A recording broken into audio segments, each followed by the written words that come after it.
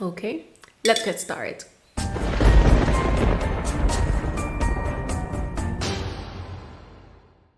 Hey horror freaks, welcome back to my channel. My name is Amanda. If this is the first time here, don't forget to subscribe and hit the bell icon so you can get a notification every single time that I post a video, and I post every single week.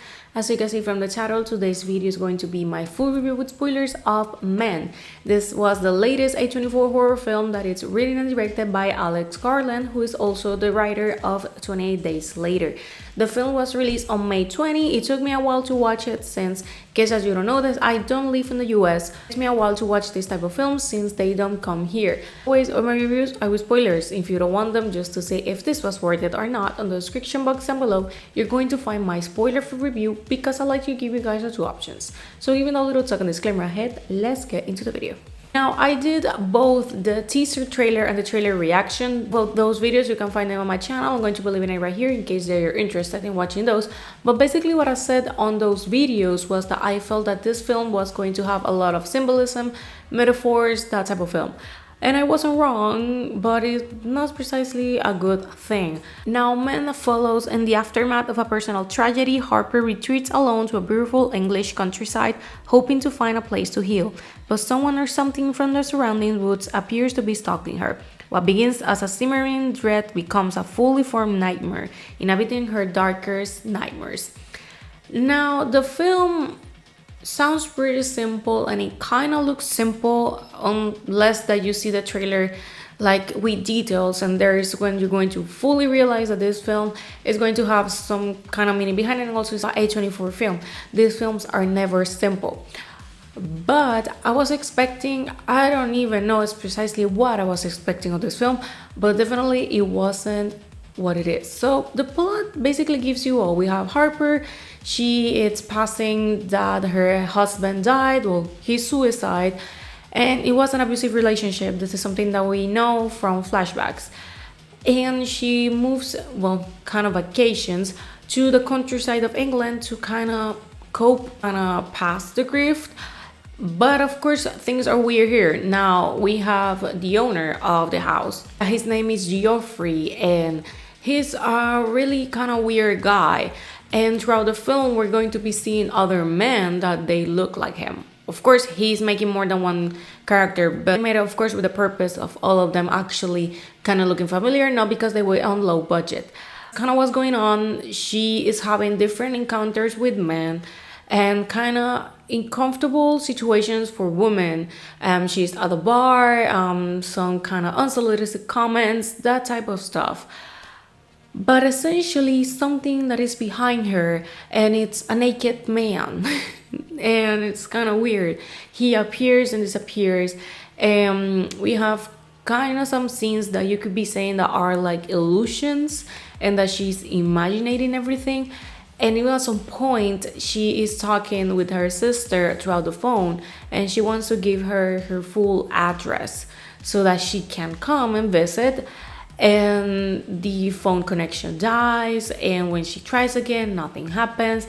Even at some point she shares the pin location on the phone, text message, and the response is, "I know where you are," and that type of stuff. Of course, if not her sister that is answering the message. The most debatable thing of this film, and something that you're going to realize, is the ending. The ending, it's bizarre, it's really weird, and basically it's, I don't even know how to explain it. It's basically Geoffrey and then the naked man, but also all the men that were looking like Geoffrey, and they are giving birth to one to another until it ends with her ex-husband kind of kills that thing. And the film basically ends with the sister finally coming to the house, and she's like rocking herself and with her knees up here on her chest, and she kind of has blood and has a weird looking face and smile, and that's it. To be honest, I don't really got everything from this film. Saw the trailer, in my mind I was expecting a film kind of similar to The Night House, a film where a woman is dealing with the death of their husband by suicide. I mean, they're both similar in that part, but the difference that The Night House, it's better in my opinion. I think that the plot is a little bit more interesting and also it's less complicated. And I feel like sometimes the films are trying too hard to be that complicated, to make you like debate yourself what the hell the director was trying to say. It's not good, and I think that that's my problem with Man. I'm not saying that it's bad, but I was expecting, like I said, something like The Night House, but not like completely The Night House, but the same concept. But still, I am trying to elaborate myself and like to think, but I'm still thinking, what the hell was this movie all about? Was some people have said that is the trauma of an abusive relationship. That could be, in my personal opinion, I think that it was all in her head. I think that she was having illusions and that she is dealing with the trauma and that it's making that she's having all these visions and that they weren't real, because it cannot be seen as a supernatural force that is behind her. I just don't dig that part. So for me, I think that she was just everything on her head, dealing with the trauma and blaming every single man that she encounters. Basically, the place where she's passing the days, it's full of men.